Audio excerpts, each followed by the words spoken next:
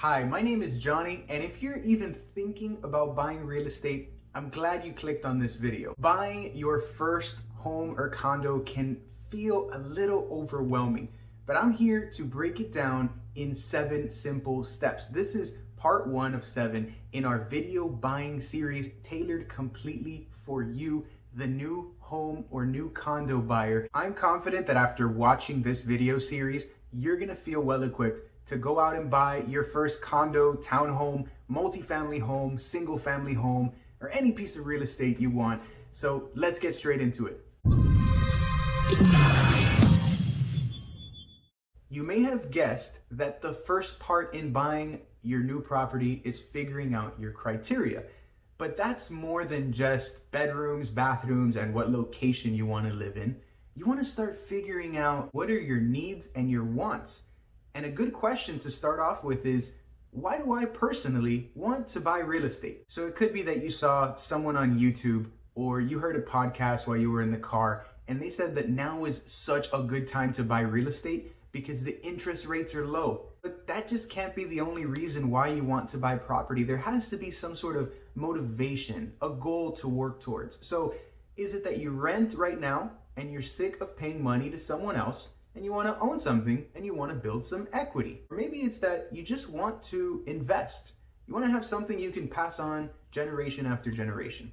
Well, whatever the case may be, finding your motivation is one of the most important parts in buying real estate and in this first phase that we call the criteria process. Whatever your motivation is okay. As long as you have that goal in mind, I think we're ready to move on to the next step, which is asking yourself, is now a good time to buy real estate? Now, there are going to be a lot of factors that go into answering that question, like, do you have a down payment saved up?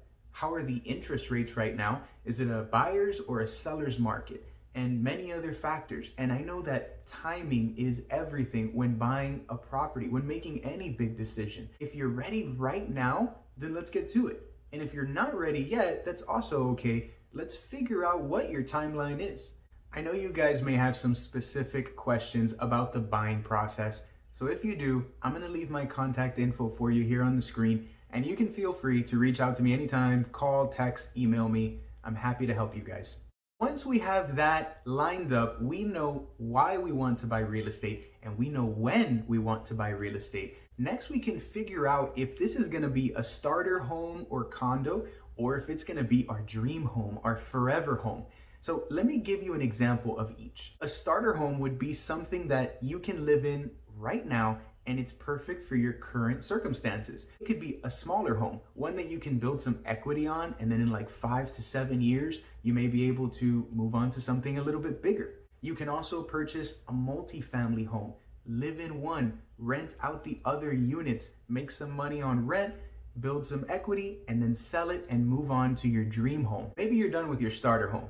You want your dream home. You've been saving up for years, or you found the perfect location. You want to live in this neighborhood forever. If that's the case, then we have to either make sure that the property looks great, or that we could expand it, or maybe even tear it down and build your dream home in the neighborhood that you know and love. What I do want to point out are a couple of free tools that you can use when you're figuring out your criteria. Let me give you one.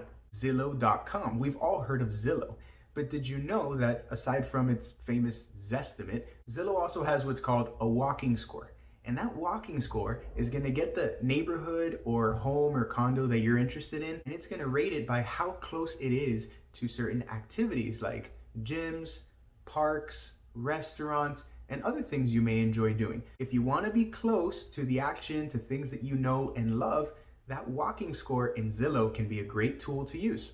Another free tool that you can use is figuring out what schools pertain to the neighborhoods you're interested in. If you're planning on moving into Miami or Broward or Palm Beach, which are the areas that we primarily work, I'm gonna link below in the description 3 websites that help you figure out the school boundaries in the locations that you may be interested in. And I want you to use all the free tools you can during this process of figuring out your criteria. Use Redfin, Realtor.com, Zillow. Have a realtor that you trust give you access to the MLS. That'll help you figure out what homes and condos are priced at in the particular neighborhoods that you're looking in, what kind of architecture is there, and then you can even go and drive by these properties. You don't need to go inside them yet, but it'll give you a good feel of what that neighborhood is like. We are gonna keep this video short and sweet. I just want you to remember two main things before we move on to step 2. The first thing is you need to have fun. This is fun. Purchasing a property is a big move, a big decision. But think about how much fun you have when you're buying stuff on Amazon. Think about how much fun you have when you're buying or leasing a car. Well, I want you to bring that same mindset into purchasing a home. It brings enough stress as it is, so you may as well have fun with it as we try to reach that goal of purchasing your first property. The second thing I want you to keep in mind is that you are allowed to change your mind. There's nothing wrong with changing your mind even after you figured out your criteria, even a month or 2 later after you've seen 3, 4, 10 houses or condos.